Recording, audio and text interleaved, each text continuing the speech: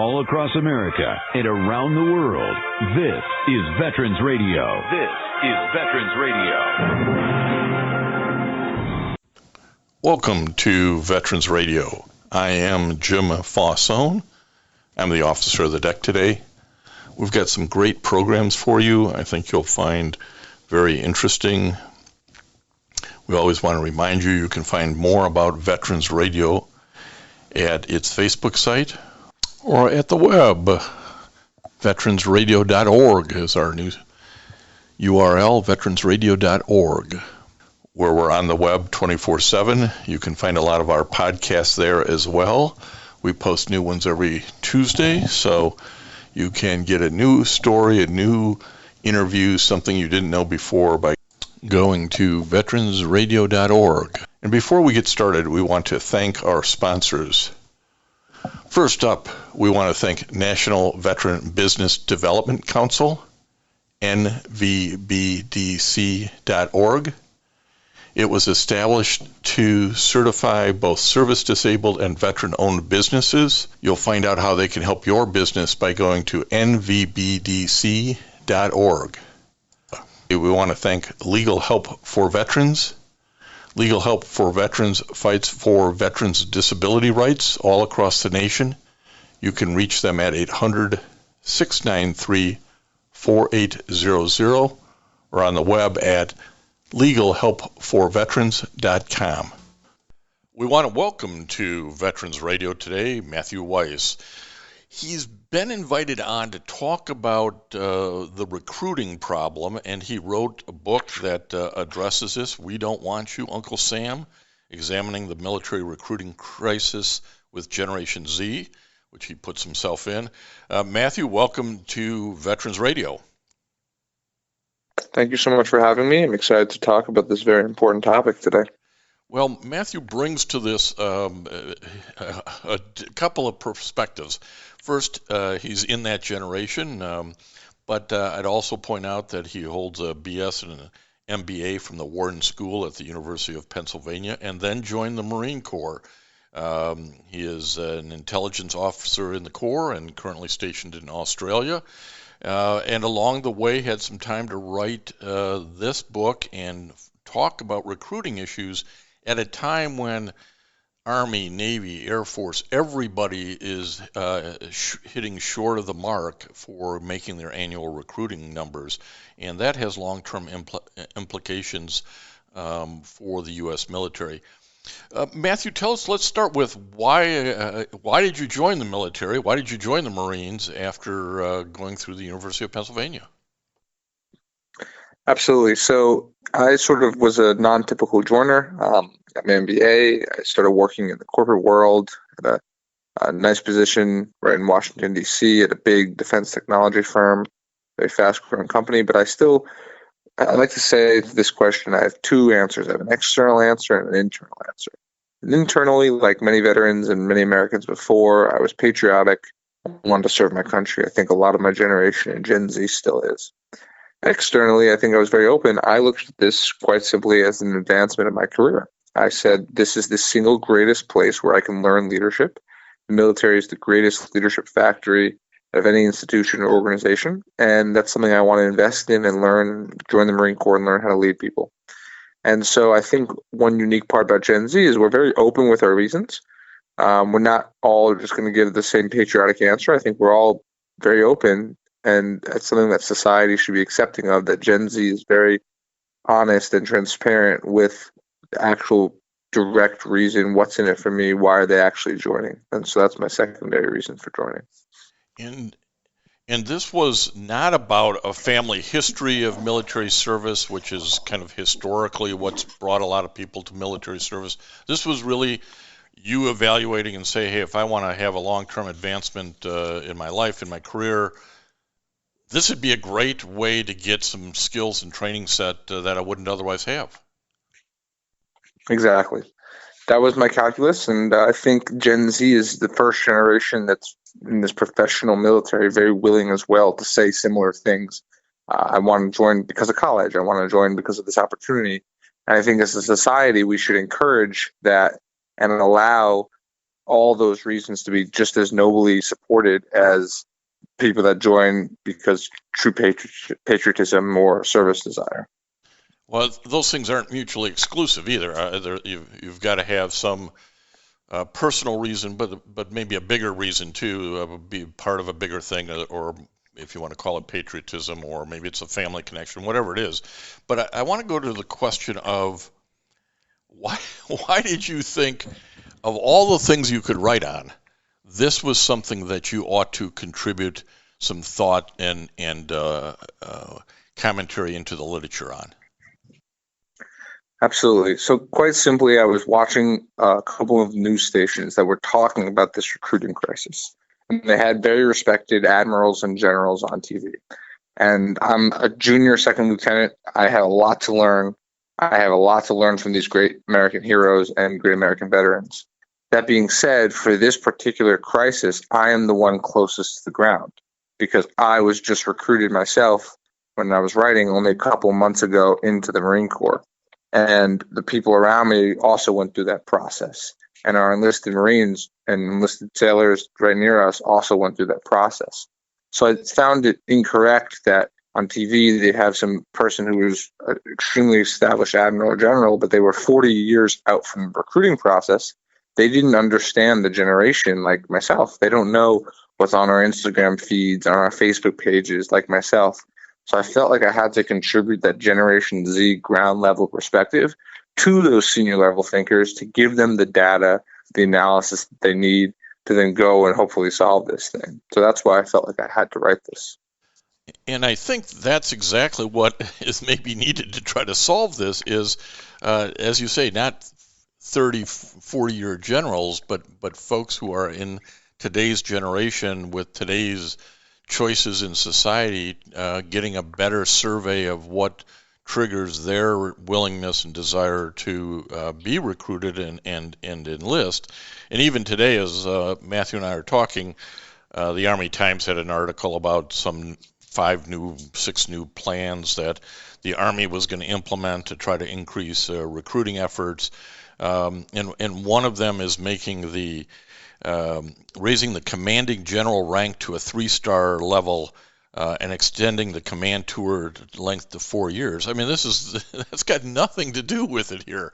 That's taking the guy at the top, giving him another star, and giving him more time in that position. I was underwhelmed by these points. You have some specific ideas that you break this down into as to suggestions, because anybody can whine, as I'm doing, about the recruiting crisis. The point of your book, We Don't Want You, Uncle Sam, is to offer some suggestions as to how to improve recruiting into the Gen Z category.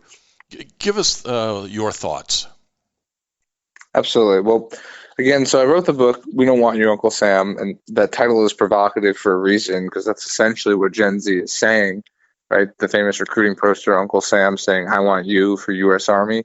Now it's, we don't want you, Uncle Sam, frankly. Gen Z is turning its back on military service. So I decided to write 21 concepts, really 21 chapters that each have a problem that relates to the crisis and then a solution, and sort of ways that we can think. And the book isn't meant to be the be-all, end-all. It's meant to really stimulate a conversation. It's sort of a guide for us all in the country to have sort of a dinner table conversation about what the military can do better, because my idea was that will stimulate the best concepts that can then bubble up to decision makers. So that's sort of how the book is formatted in 21 sections. Now, in those sections, there are really 4 sections that I split the chapters into.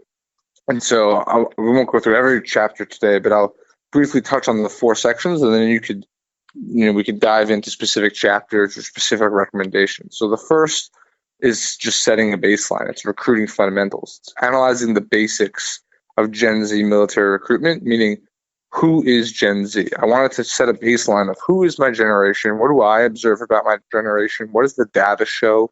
Who is this group of people, these young people in America today that we're trying to recruit? I think everyone involved needs to start with that basis. Every business in America is trying to do the same thing. So I sort of wrote this for an explanation of Gen Z. Part 2 discusses workforce parity, how we can bring military working conditions in line with Gen Z expectations of the civilian workplace. I think Gen Z has a view and a model of the civilian workplace, right? Post-COVID, Gen Z, I like to say, grew up with the first generation that did not have 9/11, meaning it did not impact our lives the way it impacted everyone that was cognizant or born. 9/11 happened for many of us after we were born, with the first generation, or that doesn't remember it. So the first, few years, Gen Z goes from 1998 to 2012. Those first few years, they had no cognizance. So what impacted Gen Z? Sort of three major events permeate our childhood. That's the 2008 Great Financial Crisis, the 2016 divisive election. Again, regardless of which political party or which side you root for, we've seen politics become more divisive during our development. And then the COVID pandemic, which hit us in a way that's much different, because if you were in high school or middle school, COVID had a much larger impact on your development than, say, you were a 40-year-old or 44-year-old or something like that.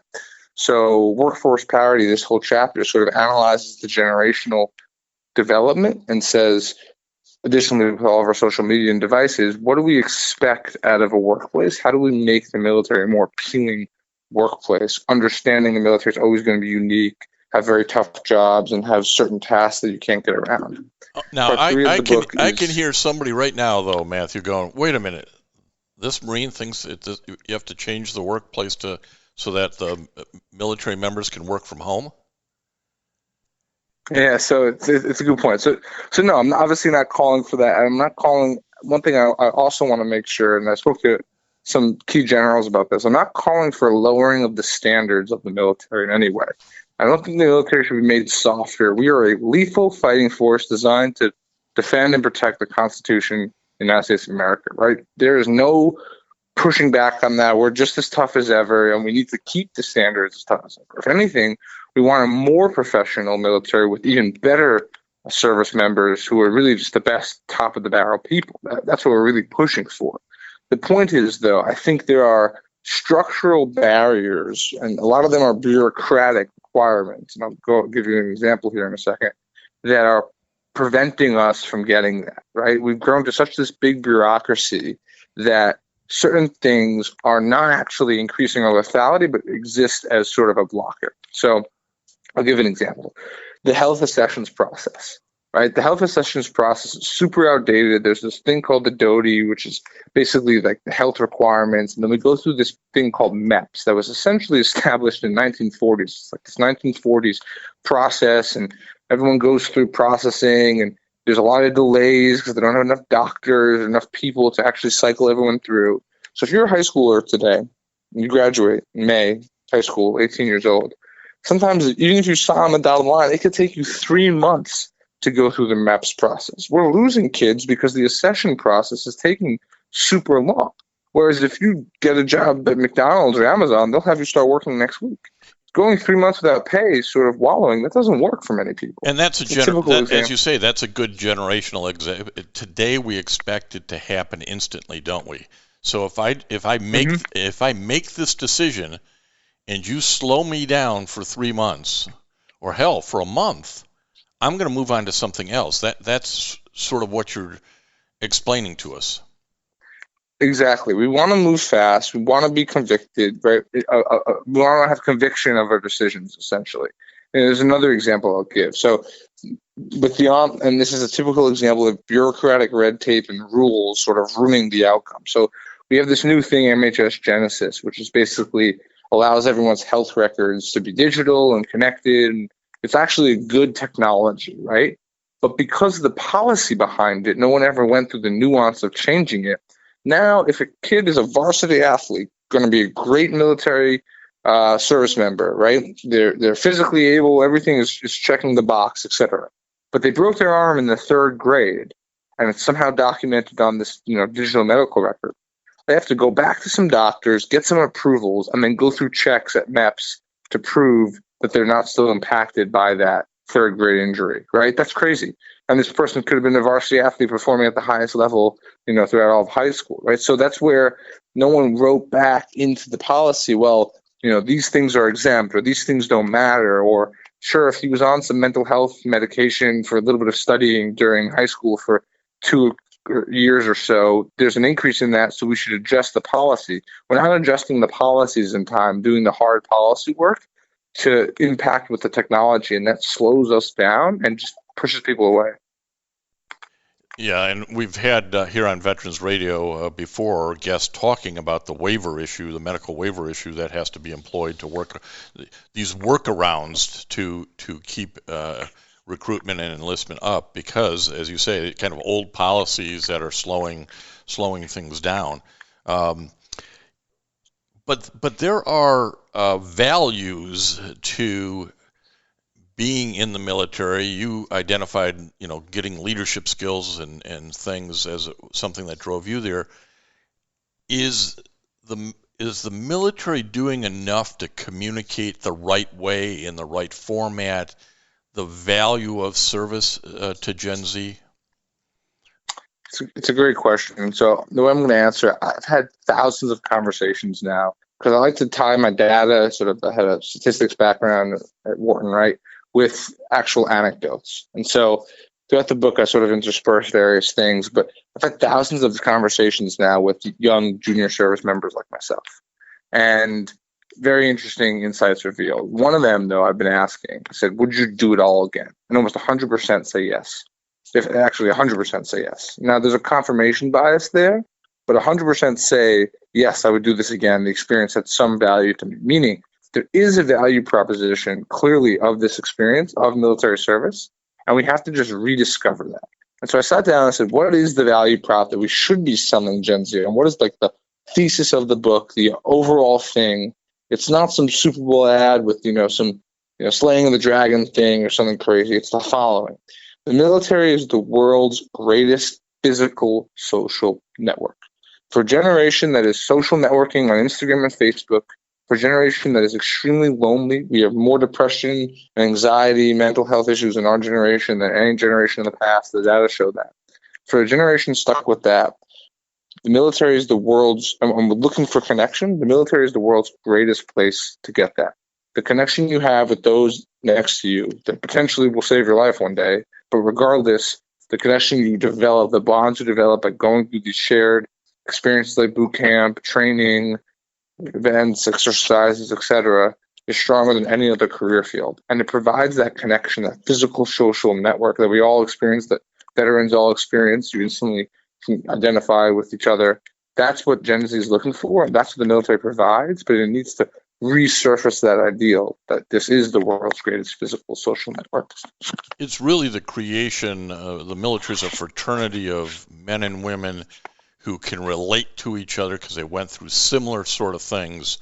Didn't really necessarily matter where the service was. You all have been in a crappy base or a goofy location or out at sea, away from society. So that's what you're talking about. You're going to have that connection for life with other folks who can relate to similar circumstances. Absolutely, 100%. You raised another issue that I thought was a great intersection between what I think the civilian corporate world's trying to do and maybe what the military needs to do more of or explain more of what it's doing. And that's the whole concept that Gen Z is looking for mentorship. It's looking for no matter where you work, you're looking for that connection to somebody in the corporate chain who's kind of being your mentor or champion. Can you talk about that a little bit? Absolutely. So Gen Z really values transparency, and it values learning things that society doesn't teach well. So what I mean by that is Gen Z is maybe the first generation that truly has more knowledge at our fingertips than our elders, right? It is very possible that the new Gen Zer that joins the office, right, without disrespecting those with experience, literally will know more, right? More data, more facts. He or she has more coming at them via technology than past generations, right? It's not like, the computer generation, millennials just learning. We grew up with instant streams, constant news, constant data, constant videos, almost too much hitting us. So what are we really desiring? We're desiring, A, someone to help us cut through all this noise.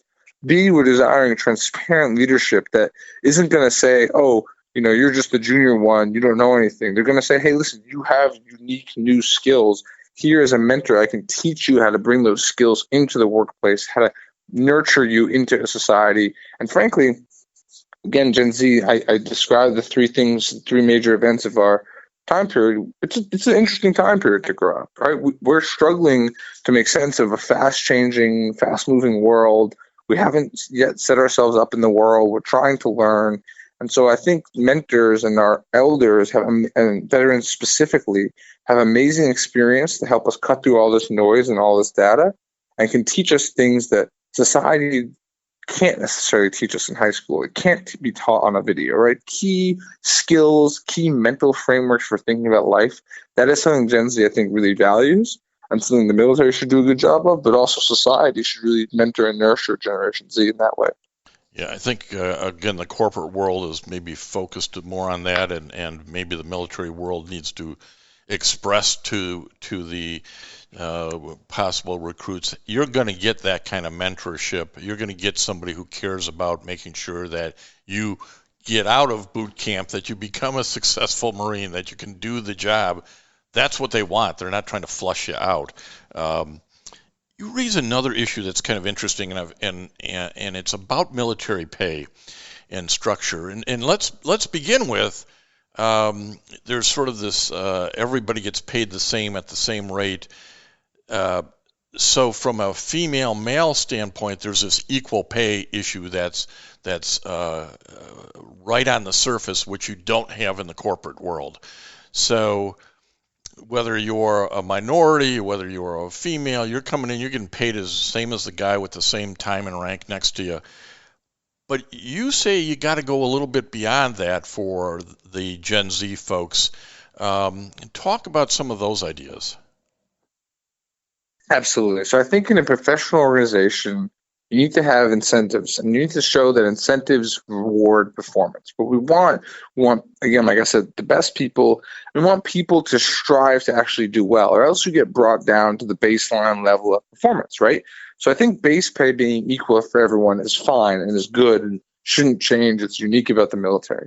But I think even if it was only 10% of pay, there should be the concept of bonus pay. Meaning, or we can use various mechanisms to create that, but bonus pay meaning you want to incentivize people to strive, people to do better, people to push, right? Not every lieutenant is equal to every lieutenant. There are some intelligence officers that are just simply better than other ones. There are some that are worse. So if we go and do an exercise, right, instead of just saying, oh, let's motivate each other just because we're motivated, right, there should be a little bit of bonus advantage. So this platoon did better than this platoon in exercise. They get a little bit of beer money on Friday, right? And the Marines had a tradition of that. They actually used to give beer money to better sharpshooters in the 1800s, all the way back then. But the point is, there should be this little performance incentives for either teams in the military, individuals, right? You can maybe say this battalion commander gets 3 spot promotions, early promotions to give out this quarter. So the 3 best performing service members that quarter are competing, and maybe they get a promotion, which effectively obviously works for pay raise. The point is there has to be some incentive for performance. We have that in the corporate world, and Gen Z wants that. Gen Z is naturally a competitive generation. I think this insight will be interesting. One thing I observed, because Gen Z grew up with the iPhone in hand, with social media literally available to us from day one, anytime you post on Facebook or on Instagram, you instantly get likes and comments. And your friend next to you gets likes or comments. And one of you is going to get more likes or comments than the other. We understand competition. We're not like the millennials who everyone gets a trophy generation. We're actually a very competitive generation. And I think incentivizing some of that positive competition within teams or between teams in the military, even within a small rifle squad, right? Even between two members in a positive way, a little bit of extra money or incentive or competition would actually go a long way to increasing overall performance. We're talking to Matthew Weiss, who's a lieutenant in the United States Marine Corps, but we've got him on to talk about, and these are his personal opinions, a book he wrote, We Don't Want You, Uncle Sam, about recruiting crisis and the Gen Z recruiting issues. Matthew, as we come to a close here, I'm interested in knowing whether or not this has been well received, or have you gotten any feedback, sort of up the recruiting chain? As I said, the Army just put out today a bunch of bullet points that they're going to do, and one is eventually abolish involuntary recruiting assignments. I had a nephew, a Marine, who was involuntarily put into a recruiting assignment, not happy about it. You can't be a great recruiter, I don't think, if you're not happy about it. So I'm not sure your ideas have made it into their most recent round, but are they talking to you about it at least? Is there a conversation started, which was the whole point of the book? Yeah, so I do think the conversation has started, and I am going to speak highly of all parts of the chain of command here. That yes, high generals have reached out, policymakers in the Pentagon have reached out, as well as my junior enlisted Marine. So I really has struck the proper chord from anyone that has heard about it or decided to read it, because it helps frame the conversation. Like I said, it's not saying I'm the great person that's going to come up with all the solutions, but it helps us frame this important conversation around some writing, so we're not just talking at the surface level. These are really difficult, wicked problems, as we would say, and they need nuanced solutions. So when you have the book there as a little bit of a guide, it helps us go more into nuance rather than sort of these high in the sky, well, we should do this, and then it's not actually a thought about solution. So I have gotten good feedback. I'd like it, obviously, to grow and to continue to get to various levels. I love the veteran community talking about it, because they have probably the best perspective. They're a huge part to play here in the role, because they're thankfully the representation of the military in society, which is a hugely important part. And so it's definitely been an exciting journey, and hopefully, more conversation can be stimulated so that we can work to solve this, because it really is a national security issue. It is, and these are very trying times. He's sitting in Australia, China's not far away, Taiwan's not far away. There's a lot of things going on in the world you got to be thinking about. I'm going to let folks know, Matthew, that this book, We Don't Want You, Uncle Sam, is available on Kindle ebook and paperback as well as hardcover. The website is www.unclesambook.org, and I assume you can get it on all your major booksellers. Is that right? It's solely Amazon. So just simple, basic Amazon.com. We Don't Want You, Uncle Sam by Matthew Weiss. That's the prime route to get it, or obviously via the website. But Amazon's been good and easy so far, and that's the way. It's also an audiobook if anyone wants to listen, and that's the path forward for the book. Well, thank you for adding to this important conversation and giving a unique perspective to it. I'm glad to hear that others inside the military and out are talking about it and thinking about it, and helps bring a new perspective to it, or additional perspective to it. And good luck in your tour, Matthew, and thanks for taking some time to spend it with the Veteran Radio listening audience. Thank you so much for having me. I really appreciate it. And I want to thank everybody for listening to Veterans Radio today. I am Jim Fausone. It's been a pleasure to be your host. I'm a veterans disability lawyer at Legal Help for Veterans, and you can reach us at 800-693-4800 or legalhelpforveterans.com on the web. You can follow Veterans Radio on Facebook and listen to its podcasts and internet radio shows by visiting us at veteransradio.org. That's veteransradio.org. And until next time, you are dismissed. If you have a VA claim denied by the Board of Veterans' Appeals, contact Legal Help for Veterans at 1-800-693-4800. They're experts in handling cases before the U.S. Court of Appeals for Veterans Claims. Their number again, 1-800-693-4800. We again want to thank our national sponsors, the National Veterans Business Development Council, nvbdc.org, VA Ann Arbor Health Care System, the Vietnam Veterans of America Charles S. Kettles Chapter, Ann Arbor, Michigan, VFW Graf O'Hara Post 423 in Ann Arbor, and the American Legion Press Corn Post 46, also in Ann Arbor. We appreciate all your support. You can go to veteransradio.net, click on the sponsor level, and continue to support keeping Veterans Radio on the air. And until next time, you are dismissed. Judy was boring. Hello. Then Judy discovered ChumbaCasino.com. It's my little escape. Now Judy's the life of the party. Oh, baby, mama's bringing home the bacon. Whoa, take it easy, Judy. The Chumba life is for everybody. So go to ChumbaCasino.com and play over 100 casino-style games. Join today and play for free for your chance to redeem some serious prizes. ChumbaCasino.com. No purchase necessary. Void where prohibited by law. 18+ terms and conditions apply. See website for details.